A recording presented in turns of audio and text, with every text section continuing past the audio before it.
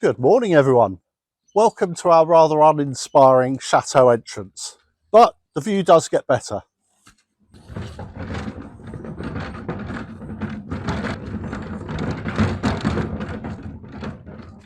And today we're going to answer a question, the most common question we get. We probably get it 6 or 7 times a month.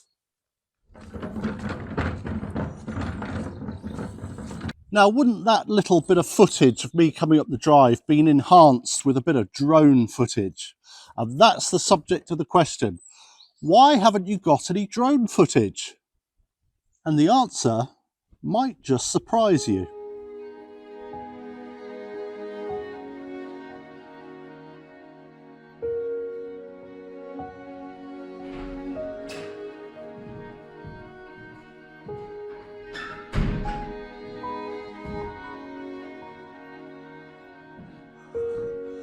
But first, a little update. I left you in the last vlog just in this corner here doing this wall, stripping this wall. Well, I've done the whole wall now. It's completely stripped, so that's all 4 stripped off.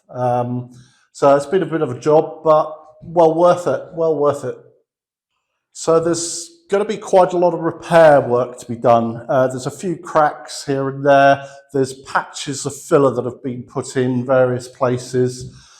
So that all needs tidying before we can actually then start repairing the walls, because even before we started stripping these walls off, we could see through the paint that the walls were really rough behind the paint.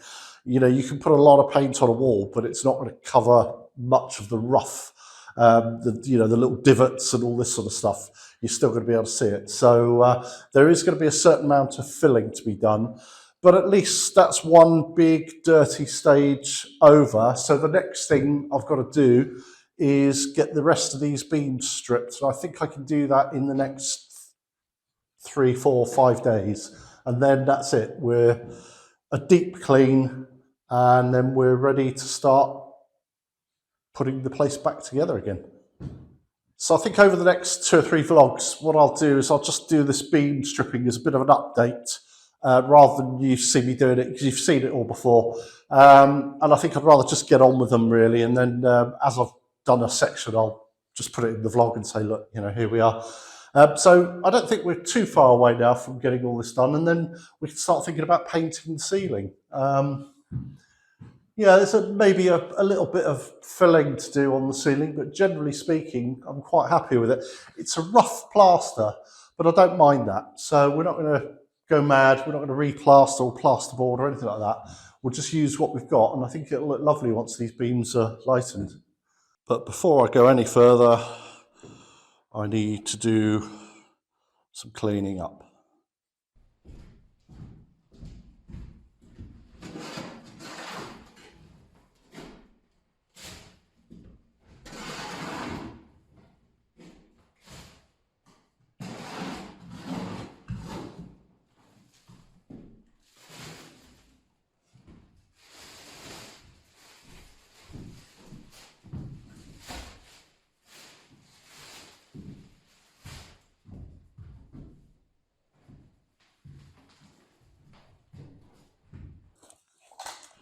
Well, I'm going to carry on cleaning that up, but in the meantime, Susie, I don't know whether you've noticed, but she really likes her gold.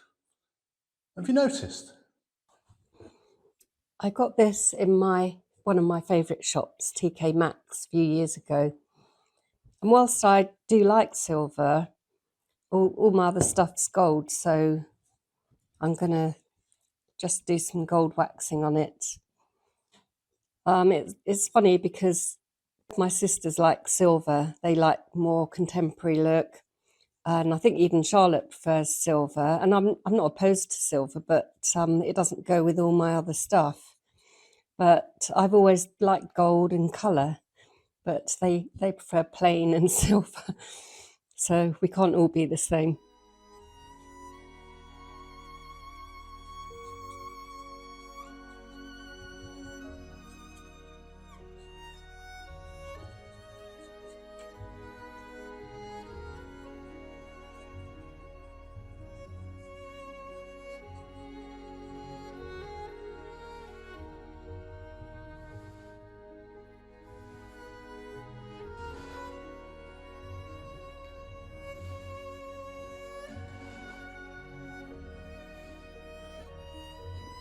So you can still see elements of the silver through this, and it's glittery, which is quite nice actually.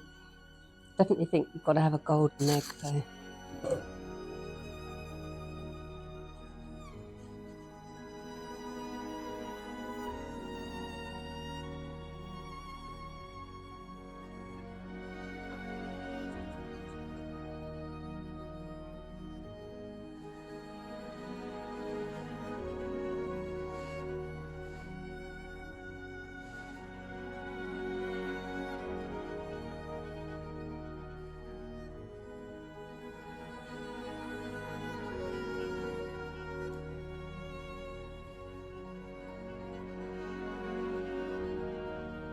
So I haven't made this into like a block colour. You can still see, as I said, the silvery bits through it and the glitter.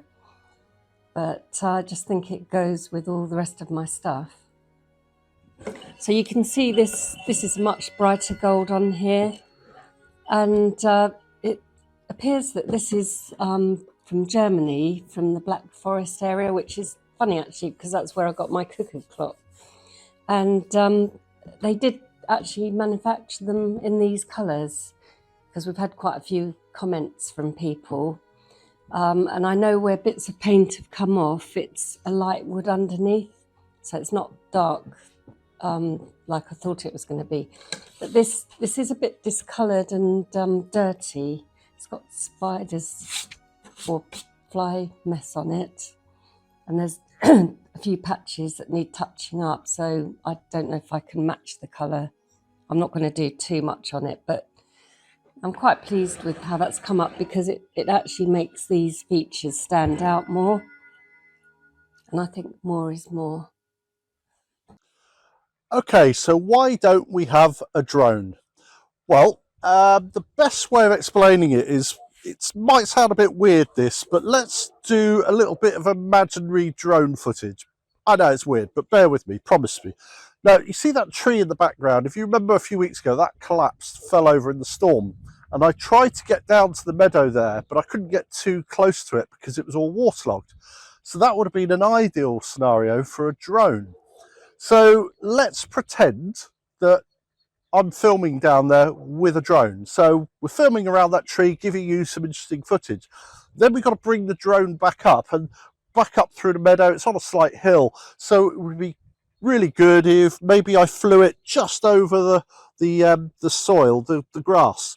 Might give a more dramatic view. So we're getting some footage, okay? Pretend.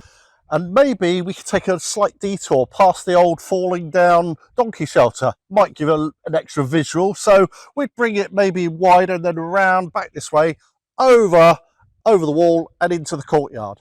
Right, so now the drone is making its way up the courtyard. It's coming over my head, hopefully avoiding the tree. And we're going to try and get some dramatic footage of the tower. So the obvious thing to do is get the drone going up whilst filming the tower. So it goes up, so you see the tower emerging on the screen. Perfect. And then maybe the best way of finishing it off would be one of those aerial shots looking directly down. So we'll go right up high in the sky, look down over the building and all our grounds. So there you go. That would be a really dramatic piece of drone footage. So why don't we do it? Well, the answer is really simple. If we had just done that with an actual drone, then we would have just broken the law. In fact, we would have probably broken 3 laws, possibly more. Okay, so let's deal with the first law that we've definitely broken. And I'm going to show you a map, and it's a drone map. And it's basically a map of Europe, but I've drilled down and zoomed into Coulonges-Thouarsais, our village. And basically it's a map of where you can and where you can't fly drones, basically.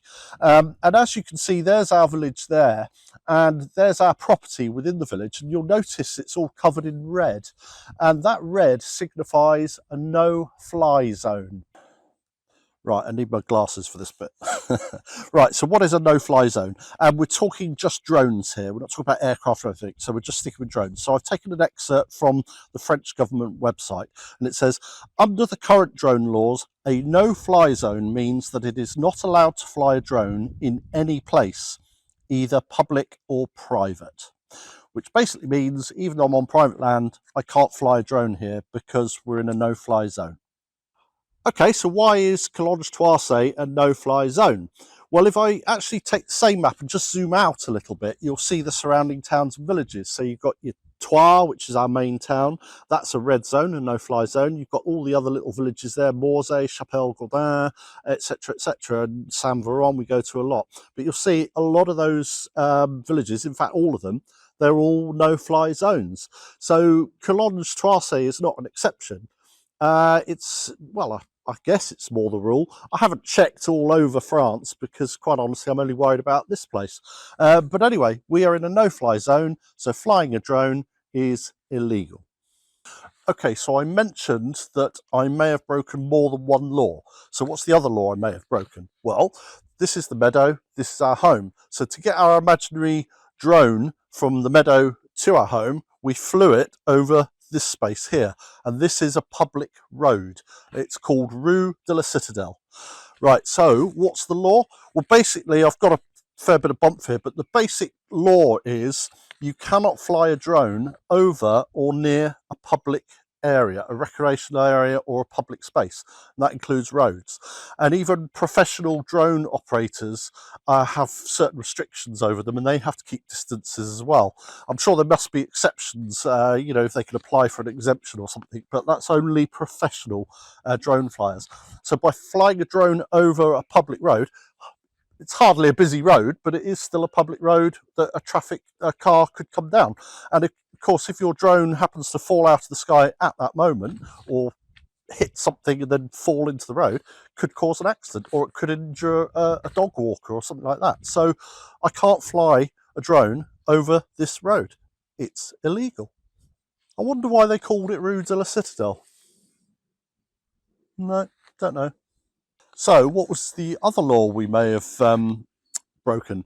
Well, let me show you an old aerial photo of this place. I think it was taken in the 60s. And if you look at all the surrounding properties, you can see we've got neighbours on three sides. The only side we haven't got neighbours is over the meadow, that way. So this side, behind the house, and over that way, we have neighbours. And there are very, very strict privacy laws over here. So by taking our imaginary drone up high, and you can see by the height of this barn, it wouldn't have to go very high before we start filming our neighbours.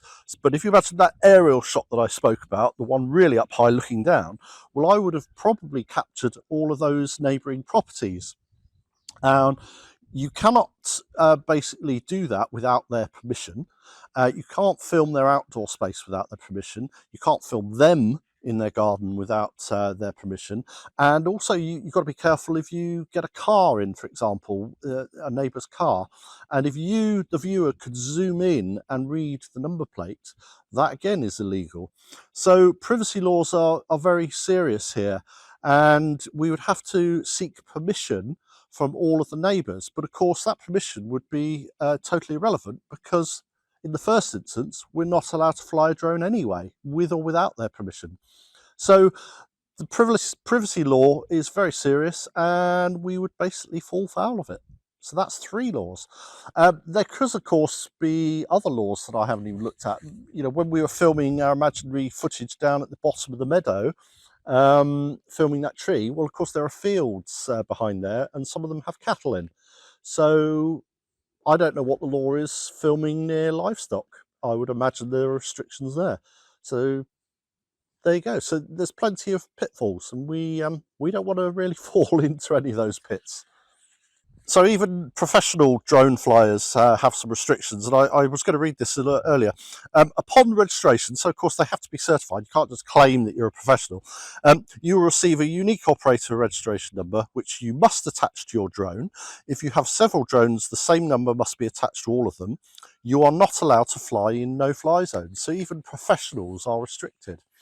Anyway, so let's assume we did go ahead with that. We got caught by the authorities. What would the punishment be? Well, for breaking the drone laws, the fines are up to a maximum of €45,000, and the same for the privacy laws. So if we've broken three laws, I don't know what the fine would be, but I'm not prepared to take a risk. I'd rather invest the money in this place. So that's why we don't have any drone footage, because it would be illegal. So if a lack of drone footage puts us at a disadvantage and restricts us, restricts our viewers and subscribers, there's not a great deal we can do about it. And even being out and about somewhere, so public areas like parks and beaches, they're public areas. You just can't film there, I'm afraid. So we would be severely restricted, and therefore it's not really worth the investment in a drone for the footage we can get. So there you go. Anyway, if you are in Europe and you are thinking of getting a drone, then take a look at that website, zoom into your area and check whether you're in a no-fly zone. Or of course, if you're maybe heading into Europe on holiday and you're thinking of bringing a drone with you to get some interesting holiday footage, you might want to just check where you're going on holiday. So again, just go into that map and zoom into the area you want and see if you have restrictions. But if you are flying drones, then my only advice would be check out where you are allowed to and the circumstances in which you're allowed to do it or not. So anyway, there you go. No drones, but I think we try and get as many different camera angles for you and try and keep it as interesting as we can. Anyway, we're going to call it a day on this one. Thank you ever so much for watching. Thank you for your support. I hope I haven't rambled on too much about the drones. But anyway, we'll see you next time. Bye.